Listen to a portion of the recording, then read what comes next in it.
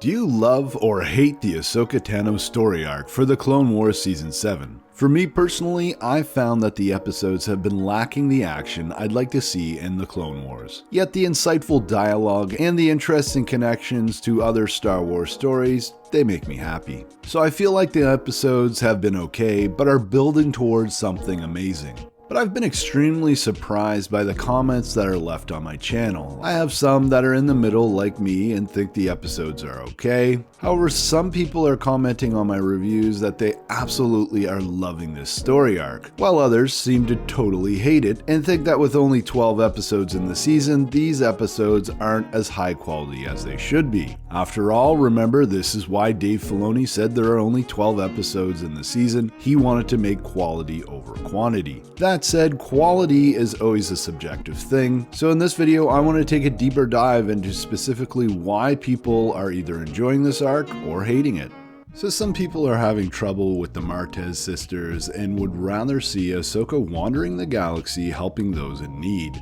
Amelia Carter stated in the comments, "I don't like Trace and Rafa at all. I feel like they were unnecessary additions to the series. I would have liked it better if Ahsoka was on her own traveling the galaxy." And Amelia, while I really like your idea of Ahsoka on her own traveling the galaxy, I think one of the great things about having two characters like this that we're going to see throughout the story arc is that we get to know them, some of us get attached to them, and if we end up losing one of those characters, it means a lot more. Or even when Ahsoka moves on from them, that's going to mean a lot more as well. There's also people out there complaining that we have three major characters all being female in the story arc, but I mean, Ahsoka is female, so it makes sense that she's going to find friends or people to hang out with that are female. One of the positives I've heard about the sisters is that they are very Star Wars-like. They're really coming from nothing on the 1313 level, but they have big hopes and dreams. This is very Star Wars. Think of Luke on Tatooine or Rey on Jakku. And like Luke and Rey, they sort of get caught up in this adventure with Ahsoka, going off to Kessel to grab this spice, and then of course getting themselves in a lot of trouble with the Pike Syndicate, as we see at the end of the second episode.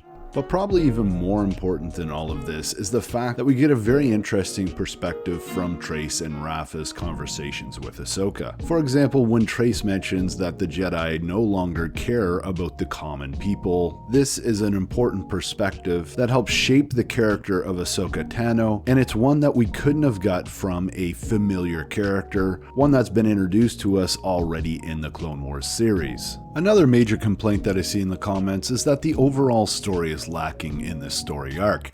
Chris Campbell, for example, states in the comments, "The story itself, or reasons for the story, are atrocious and stupid. For example, when Trace dumped all the spice off the ship, she was worried someone was going to destroy her ship. Then they still went to drop off the empty cargo, which was presumed dumped in space. Where did they get the extra cargo from? This just tends to lack logic. I was totally thinking, why would they go see the Pike Syndicate? They have the option of flying anywhere in the galaxy." But that said, it's an animation series, and the fact that they have some extra cargo containers on their ship is not too big of a stretch, and we could also think that they really needed those credits. Maybe they're running low on fuel. It would have been nice if those were explained a little more in the story, but hey, I'm not too worried about it overall. What I am worried about is the lack of action, especially in episode 2. We did get a bit in episode 1. I mean, it's already difficult to have this story arc feel like it's set in the Clone Wars when there's no droids, there's no clones, and there's no major battles happening either. It's a much more personal story for Ahsoka, and some people are really going to enjoy the focus on Ahsoka, and others are going to want the Clone Wars action that they got in the Bad Batch arc. I think ultimately it's okay that some Star Wars fans are going to enjoy this, and some Star Wars fans are going to hate it. At the end of the day, it's okay that people have opinions, even if they don't share yours. That said, I'm Mike, thanks for watching, and as always, may the Force be with you.